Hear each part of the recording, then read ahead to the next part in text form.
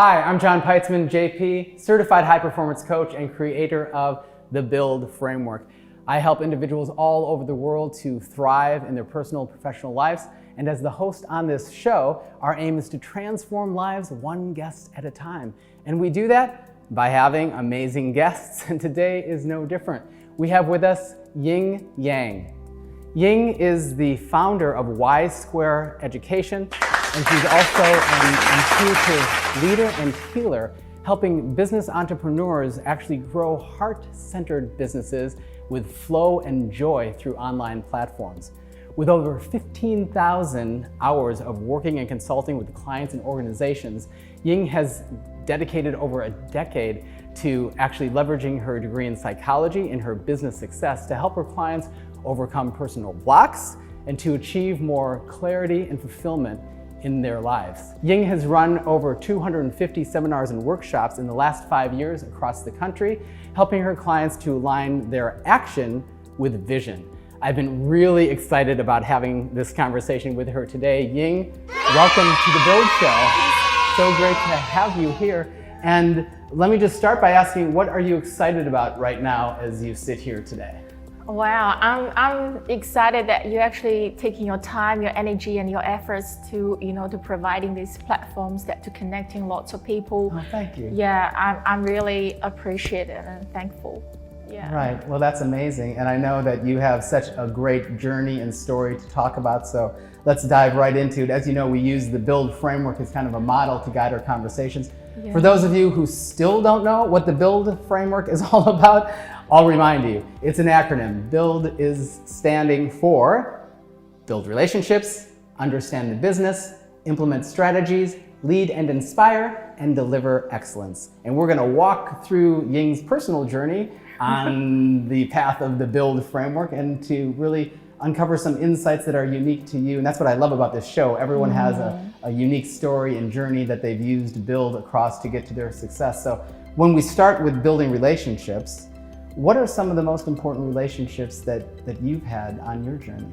I think first I really like to acknowledge the Build frameworks because I had to look through. It's really transforming. It's really simple and not so much wisdom in that. Right.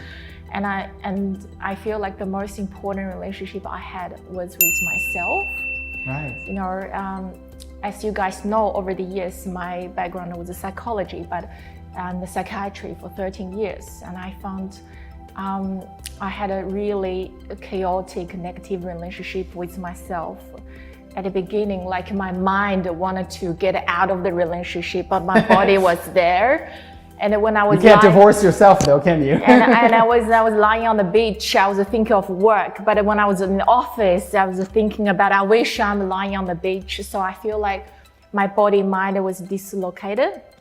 And my first degree was nursing, so I worked in the hospital for nearly a decade.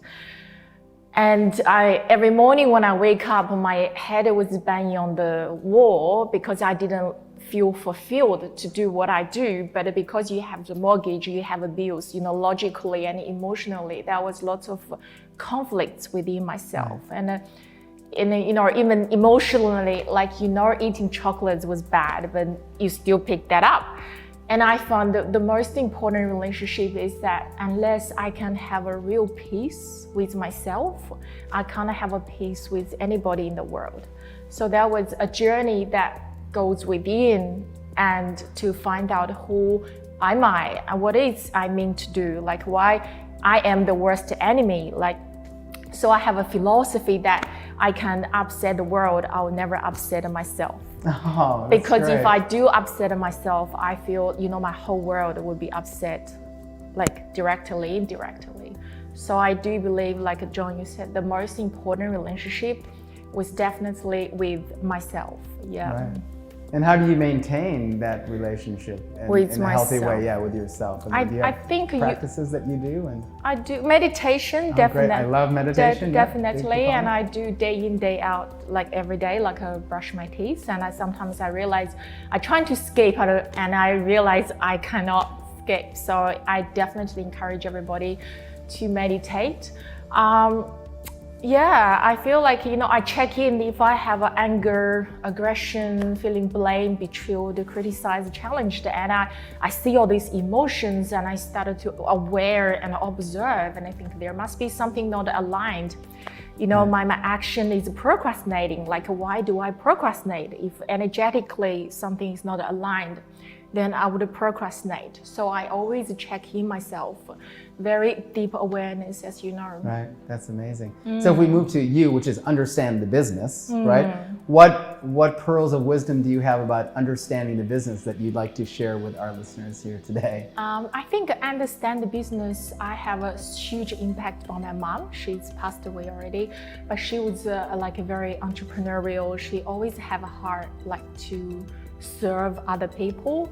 I do believe, like, for all the entrepreneurs out there, if you really wanted to build a business a sustainable business, and there's only one thing, is even simpler. And you building business, you only need to build one thing, which is trust. Right, love that. I do feel like, so even when I did a consulting with lots of clients and entrepreneurs, business, corporates, and I tell them, you only need to do one thing, trust. Do you trust yourself? Some people say, I trust my company, I trust my leader, I trust my product, but I don't trust myself. And some people, they think, I don't trust my clients will appreciate me, or I don't trust if my clients trust me. Or the clients come from the client's perspective, so like, how can I trust this person? So I do believe that all the trust actually come from yourself. Like if you truly believe who you are, what do you do? Even I had a client yesterday, and I asked her, I said, look, the clients I made a refer to you, it could be, $5,000, $10,000 potential clients. Why would you just didn't serve somebody deeply, didn't care? So she came back to me, she said, I just didn't trust myself could help him. Right. So she did put down, I can see she has the ability to do the work. She didn't trust herself. In a way, like, she suffer, I would say, financially, emotionally, but the clients also feel like he didn't trust her, so he didn't trust him. So I do believe that if you wanted to build a business, you really to get clarity on trust yourself, trust your business, trust your team, trust your product, and make sure that your clients would also trust you too as well. So I feel like if you can just shut down your head, get into your heart, just let go of your head. And in our advanced programs, we do help our clients to overcome all these, shame and guilt, trauma of not trusting. Energetically help our clients to overcome that as well. Right. That's amazing. And I love the journey, how that actually goes through what we call centrifugal looping in the book, which is you're taking the relationship understanding of building a relationship with yourself, right, to the understanding of trust being the most important. Because if you don't have that relationship with yourself, so you can trust yourself, then you're not going to be able to bring that trust to yourself and the clients, right? So that's really a nice journey and a nice connection. And as you know, Build is a heart-centered, framework. It's all about getting out of the head, and I love the connection there as well. Just trusting that heart. It's really important to understand how all of this connects in the heart, not in the head, right? Yeah, and I do believe that lots of clients, when they come back in build a business, actually their family relationship, their childhood histories, they're actually all the things that hasn't been resolved and holding them back a place more. Clients, they have been abandoned and rejected by their parents or marriage. They bring that trauma into business.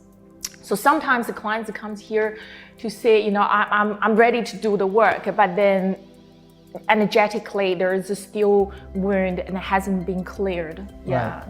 Which is that part about removing the blocks and giving them the fulfillment and clarity that they need. I do believe, the strategies, the funnels, the copywriting, the content, everything will just flow when energetically you're able to really connecting with yourself and letting go all the mental baggage or the emotional wound or stuff. Right. Yeah. And that's a perfect segue. Let's talk about some of those strategies. So I is implement strategies. So what are some of the most effective strategies that you've learned to implement that you'd like to share with the listeners today? I actually did a deep exercise around strategy. And if I tell you strategy, you might laugh at me. I feel, I came to Australia when I was 19, as you can see, 15 years ago, 16 years ago. Right. and made a decision that to come overseas by myself with a bag and studied at university, nursing degree, psychology degree, and had a child. Now my daughter is 9. She just had a birthday. Oh, amazing. I still look young. You do. And I make a decision, quit my job, started my business, doing all these things. I feel like I write all the success, turning points, all the important moments in my life to lead to where I'm sitting here with you. I feel like I look back, I had a superpower, which was intuition. That intuition, that to the voice that guides you to do what you do with no doubt. Like I always had that voice in my head. So my body, I'm very intuitively knows which direction to go. Sometimes I just said, okay, I surrender. I don't want it to think. And my body would actually guide me to go which way. Even today, I got a bit lost, but my body says this way. I said, okay. and here you are. I'm here.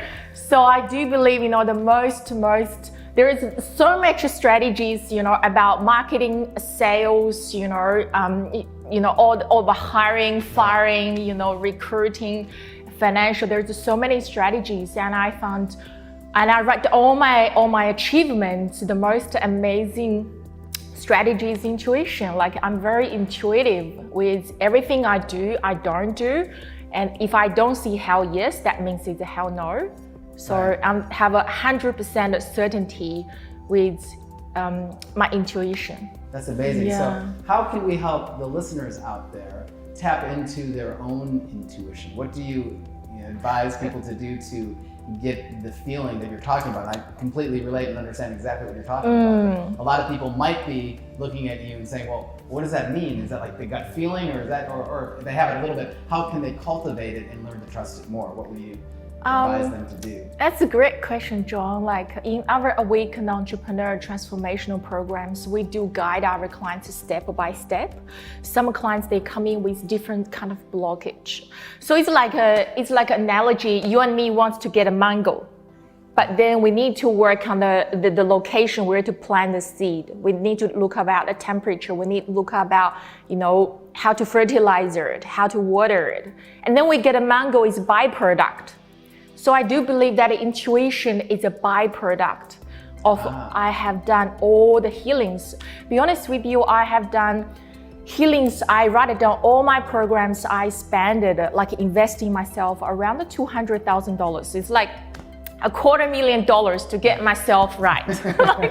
I'm not talking about the money. I'm talking about I had like a deeper yearning, like to find out the truth of life, or to find out, what's wrong with me? How can I get myself aligned? And so I did a huge amount of like a journey of investing in myself, and I do understand that. And people think people must be selling me something for me to purchase, but I feel like I just had a needs that to really to invest in myself, to learn and to understand, because everything my parents told me didn't work. And, they told me to get a job, have a baby, have a car, have a house, and I got all that. I was like, then what? I'm still not happy. Yeah, I feel like that was a journey to go deep. So yeah, it's a byproduct. So I do believe that if you're willing to invest in yourself, you're willing to have that determination to do, and they will come to you. Like it's hard for me to teach, I love that. No, but I love that. yeah, Work on yourself and don't look at it as the thing you're going after. Yeah. Look at it as a byproduct. It's byproduct. Clearing all the mess that you have in your life. Yeah. So even I don't like you. We run a business. We don't focus on how much money we get. I get up in the morning and ask how many people I can help. Right. How many people I can build a trustable, fulfill the relationship with. How can I find out what their big challenge? How can I fulfill that needs? And the money will come in naturally. Right. So when you talk about intuition, I do believe that when you truly invest in yourself, work in yourself, and in your intuition will come and become better and better. I know you are martial arts. Yes. And like energetically, exactly even the same kick, but if you do 1,000 times, you'll be energetically feeling different. Absolutely. That's your intuition as well. Yeah. Good work. No, that's great. Which leads to leading and inspiring, which you clearly do every day. I do. I am. What do you have to share about leading and inspiring? I think leading and inspiring, another secret of my life. I think I never lead. I don't lead. It's like, you have a group of children and you put them together. There'll be one child and just to tell all the other child what to do. And you never tell that child you have to lead.